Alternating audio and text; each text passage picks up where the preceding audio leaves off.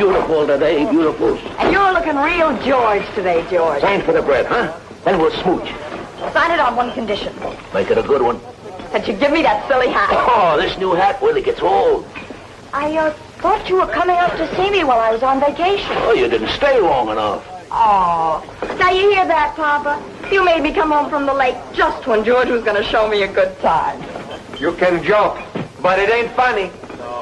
What's eating Vic? Or what's he been eating? His own cooking? Don't kid him, George.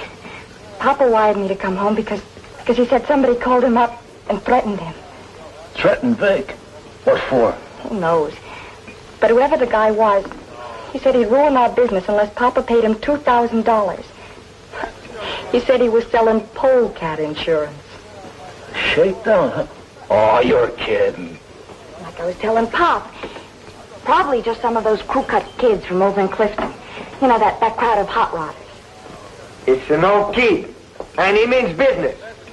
Come in here and they buy a nothing burger and rowdy around the juke all night. We kick them out all the time. Figure they're sore and getting even. Why'd they pick on someone with a lot of dough, eh, Vic?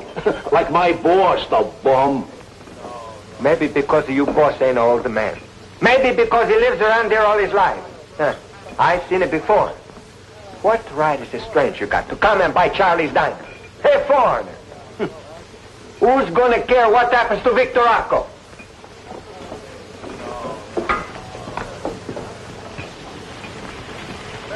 Hey, Diablo! Hey, Stinky Bomb! Papa, turn off the fire. George, open the window. Please don't go. Be all clear in a minute. Vicky to give you good line. Of rotten eggs? Nothing like this ever happened when Charlie was here. Papa, let's go outside. Rotten eggs? Hey, there, Kitty. Keep smelling food. Come on, man. Come on. Wait a minute, fellas, please. Look at him go. Tonight it'll be all over the county. Don't stop at Charlie's. No man don't keep the place clean. Just wait. Yeah, tough break. All that food is open. We gotta pitch it out. Just kids, huh? Some joke, huh? If you want, I'll call the cops for you. Hey, Chef, what's the special tomorrow? Toasted mattress? Be all fixing it just I called the cops. I want the cops to call them myself. So they can come and laugh at Vic Rocco too, huh? I know how you feel. Well, you still get my trade. Yeah, sure. But who else? You heard what the fella said. Things like this never happened when Charlie's got the place. Like I said, tough break. See you, Bertie. Bye, George. Thanks. I'd settle for it. Oh, now, wait a minute, Pop. You aren't thinking of paying any $2,000 to some wise guy kid, are you? Look, Betty, I seen this happen in the old country. I seen it happen in the city when you was a little girl. I see what happens to the braver man who says, I won't pay. Next time the bomb is a little bigger and somebody's really get hurt. I'm an old man, Charisma. I don't want to have to fight. It's better to pay. Yeah? Well, maybe I don't think so.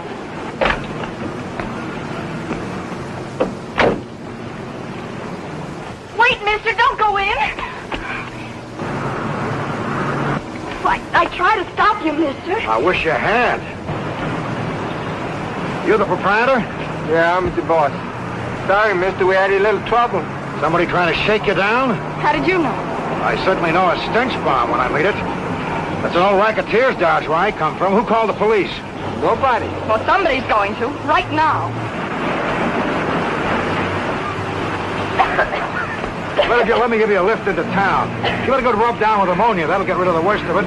Keep your blowers on full. Thanks, mister. No trouble. I'm going to Kennedy's Lodge. It's not out of the way at all. Well, thanks, Mr. Barnett. Mike Barnett. You mean you can't do anything to help me? I didn't say that. What I mean is I can't spare a man to do nothing but sit in your diner drinking coffee all day on the off chance that some high school kid is going to come in and ask for $2,000. Would you? If it was still Charlie's place? What do you mean? Miss Rocco means that she and her father are entitled to police protection. The whole township is entitled to police protection, Barnett. And they'll get just as much as a four-man department can give them, but no more. I appreciate your problem, officer, but Miss Rocco and her father have reason to suspect imminent peril. Doesn't that warrant special consideration? Yes. All right, I'll have a man drop in at your place whenever I can shake one loose. That might not be till after the next bomb goes off. Okay, if your father gets another phone call or extortion note, let me know and I'll come over myself. Well, how will she know? Her partner might not even tell her. Why don't you take the case yourself, Mr. Barnett? Mr. Barnett, why, he's... Mr. Barnett is Mike Barnett, a private investigator. He is? That's right, isn't it? From New York City? Why, of course. I read an article about you in Look magazine. It's you, huh? I'm afraid it is, and I'm up here to do some fishing. That's all right. I couldn't ask you to do it anyway. Believe me, I wish you would. I'm swamped, and I'm not too blame proud to ask for your help. I suppose you get paid a lot of money. Well, I pay a lot of money just not to have to pay any to some crook. But that's not the point. This is my vacation. Of course. Anyway, it's not really important enough for you. No, that isn't fair. I know it. But you see, to Pop and me, it means everything. I'm sure it does, Miss Rocco. Betty, but I came up here to fish, and I'm going to fish. Hey, I thought you were going fishing. You knew I'd be back. Well, I wasn't sure, but I told Pop that you would, and that you'd help us. How'd he take it? In Italian, I'm not sure. But in English, he finally agreed to go along with it. Did you get any more phone calls? No. Anybody in there now? Just Pop, cleaning up. The only customer we had all morning walked out. The ammonia smells worse than that egg. I'll have to find an excuse for hanging around. If anyone asks, we met on your vacation, I'm your boyfriend. Hey, this could be worse. As a matter of fact, on my vacation, it was. Come on in and see Pop. Honey. Okay, sweetie. Pop, Mr. Barnett said that he'd help us, if we do exactly as he says. You got a wonderful daughter, Mr. Rocco. Oh, thank you, Mr. Barnett. You're a very nice man. But I think it's better I pay the money to this malfatore, and then nobody's have any more trouble. Mr. Rocco, extortion is like blackmail. It keeps right on. When your savings are gone, they'll watch your cash register until it takes big enough to make another grab. They'll put you out of business and make you pay for the privilege. Okay. I told Betty I'd stick along with you, so I do it. For a while, anyhow. What do you want to know? Where do you get your eggs? I buy them fresh from a farmer over near Hillary.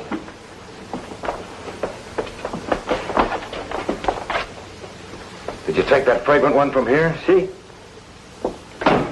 Who else has access to this refrigerator? All the root men. Milkman, pie man, beer man, Pa, me. We got a night man on weekends. And some of those wise apple kids help themselves here when we're busy. You made practically anybody. Did you happen to find a piece of the eggshell that did the damage? No. I did. It's in the cash register.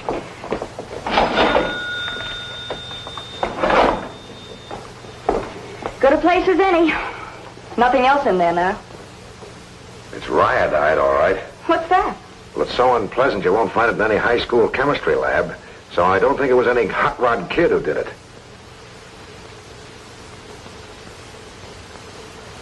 Whoever did it pinholed the eggshell, loaded the egg, and pasted this over the hole. What is it? It's like a little piece of wax paper. Well, all we can do now is wait until you hear from the shake artist. They usually don't waste time. I better tell you, he telephoned already. What? Oh, why didn't you tell me? I didn't want to worry you. I was going to go and pay him. Did you recognize his voice? No, it sounded like a man. It was no kid. What do you want you to do? He says walk along the river road 9:30 this morning. It's 9 o'clock now. I'm supposed to drop the money on the road and keep it going and not look back. We've just got time. What are we going to do? What I came up here to do. We're going fishing.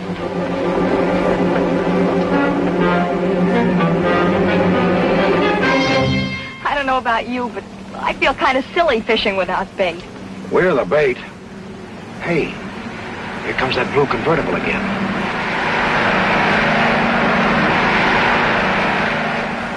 It's the same one, all right. But it doesn't mean a thing to me. Well, it does to me. Assuming our man came out here at all, there's a good chance he's in that car. We can't let him get too much of a head start. I just hope that deputy chief sent a man to your diner. Oh, I don't like it, Mike. Suppose he gets sore at my pop for not showing. He'd have to be in danger. He's been in danger ever since he fried that egg.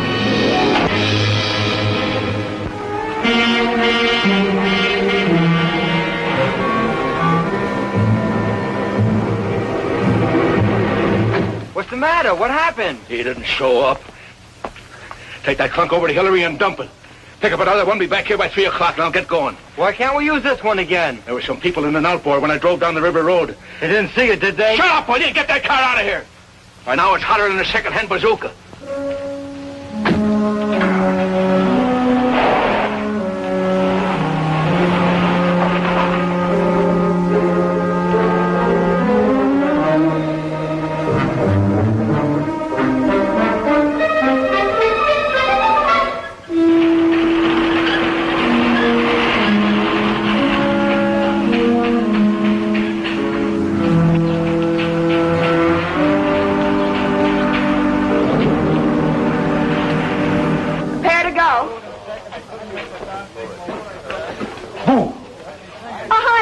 Didn't see you come in. So busy feeding the customers. Yeah? Well, you can thank me. I'm the guy who talked it up and down the highway so the boys would come back. That's right. He said you had the best skunk burgers in the state.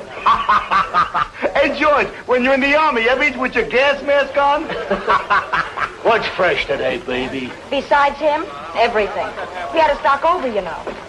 Hey, give me a cupcake and coffee, huh? Sure. Burgers are there. Here they are. To go. Go with them, huh? Hey, I wanted them with. You got them with. I meant with chlorophyll. Let's go, fellas. Oh, excuse me.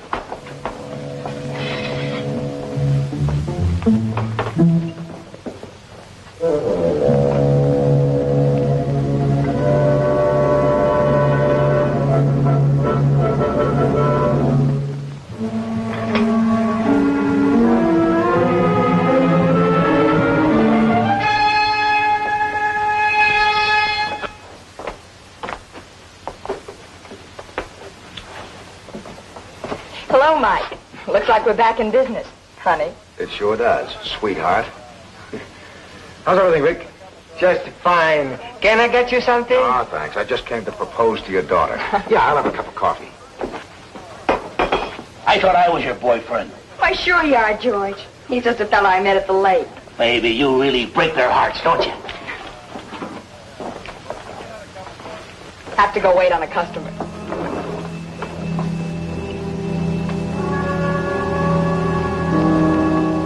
What do you got under here, Vic? An oven?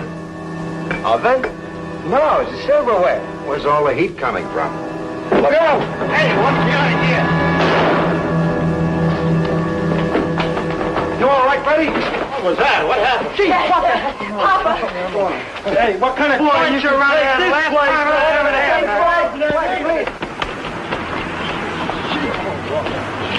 Hey, look, fellas, wait a minute. Nobody's hurt, are they? Please, wait a minute. That was close. You sure you're all right, Betty? I'm mad. Thanks, mister, for knocking me down. Thank the duck law. You know what that is? Nope. It's an old law of physics. You must be Mike Barnett. Then you must be the man Deputy White sent over. Now you're satisfied? This time we use the real bomb. People come in here to eat, not to get executed. Take it easy, Pop. No one got hurt. What about my daughter? I suppose she don't get hurt. Well, let's go inside and see how much damage it did do. It's cleared out in there.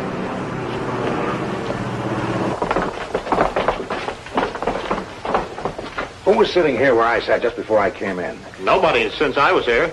That means whoever put the bomb here was sitting on another stool. Could have been any other stool.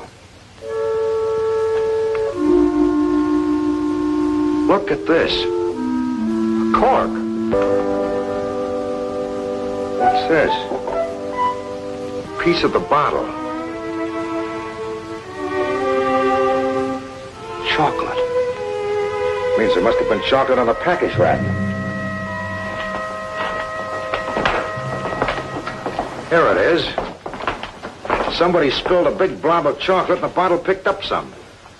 That means whoever put the bottle over there was sitting right here. Betty, who was sitting right here just before the explosion? Gosh, I don't remember. There were some strangers. No one you knew? Think hard. Well, Luke was here, the fellow that owns the dry cleaners, a fresh guy. That's good. Go on. And, Gus, he's the milkman. He was here, I think. Okay, go on. And, George, the bread man. He was here, the one with the funny hat. The bread man. Let me see a new loaf of bread. Wrapped.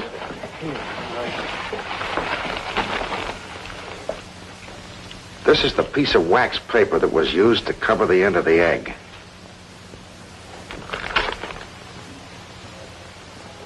They match.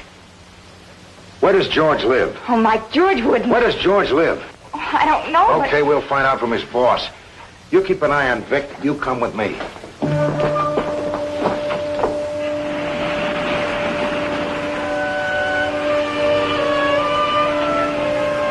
I brought you. Lend me a bobby pin, will you? You should have been a crook.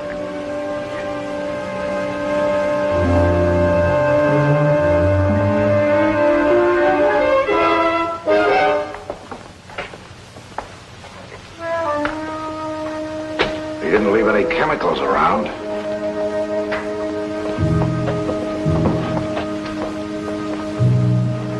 But he did leave something. A couple of strips of zinc. I think we'd caught our fish.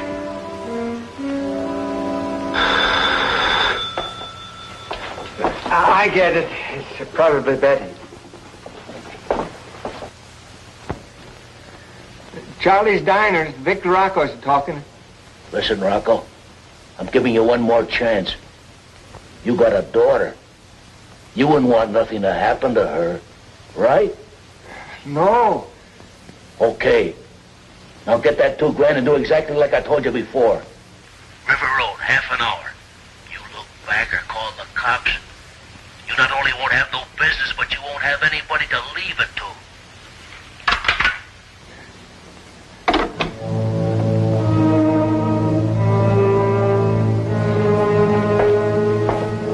Anything the matter, Mr. Rocco?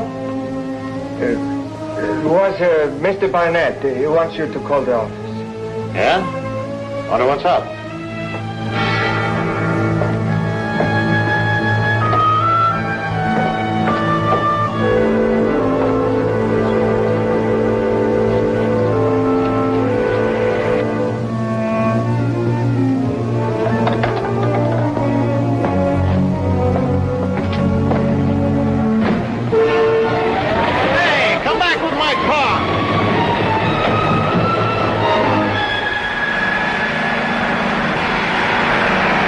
George's route goes along here. If he's on schedule, we should meet him any minute. I want to stop at this gas station, find out if they've seen him pass this way, and I want to call the state police.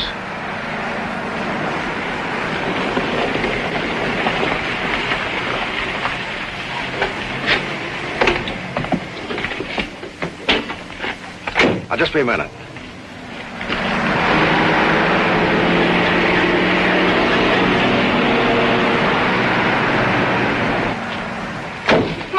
Mike, the bread truck just went by. I saw George. That makes everything just dandy. Mike, what's the matter to the police?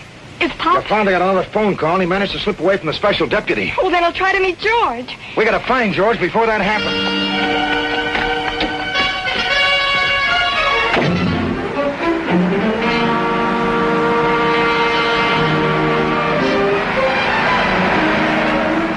This is the River Road, but I don't know whether to speed up or slow down. I don't know whether we beat him here or not. Oh, we did. There he is behind us, see? He may have a gun. You better get down on the floor. He may use it.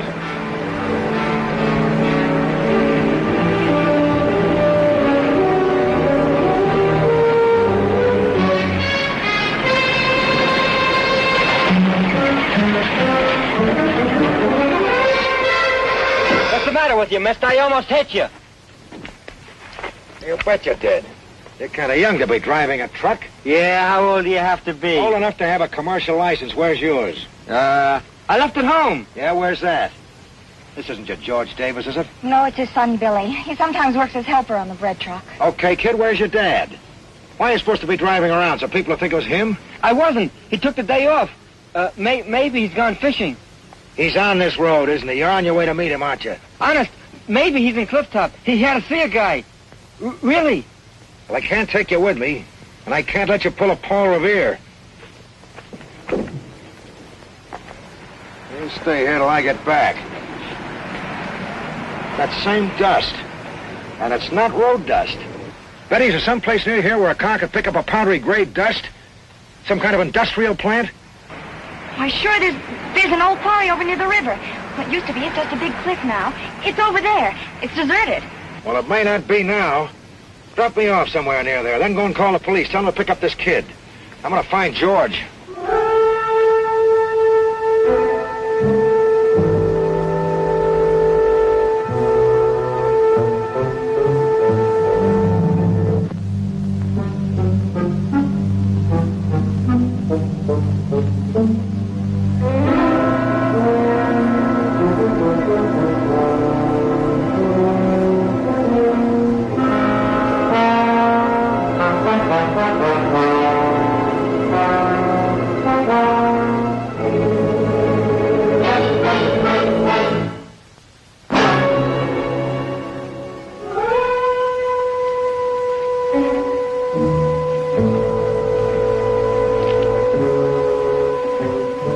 Where are you going?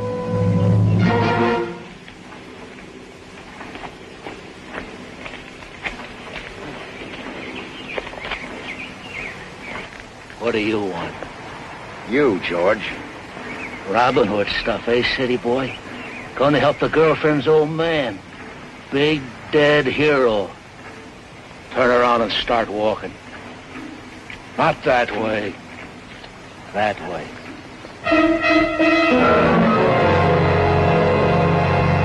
Extortion's one thing, George, but homicide's another. Who said anything about murder? You're gonna have an accident. Turn around and start walking. I said turn around.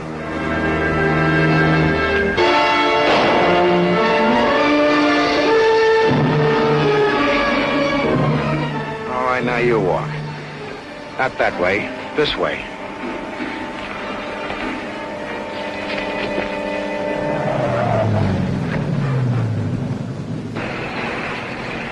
Hi, Mike. I was wondering if you were going to say goodbye to your girlfriend. Of course I was. I didn't get much fishing, and it wasn't much of a vacation. But it wasn't dough. Wait right here. Where you going? And to get a check. No. Now, I said we would pay you. That's payment in full. Well, I'll see you in the city. And give you the receipt.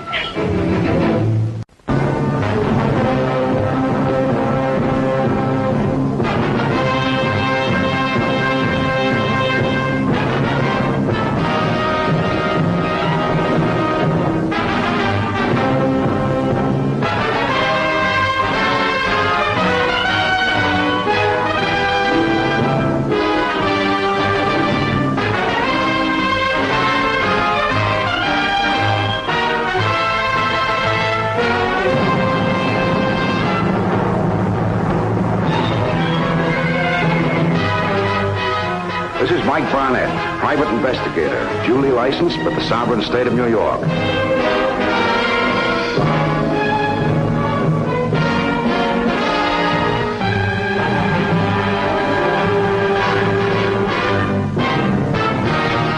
If you tune in on this same channel next week at the same time, you'll see another exciting case reenacted from my private files. Many of the situations have been fictionalized.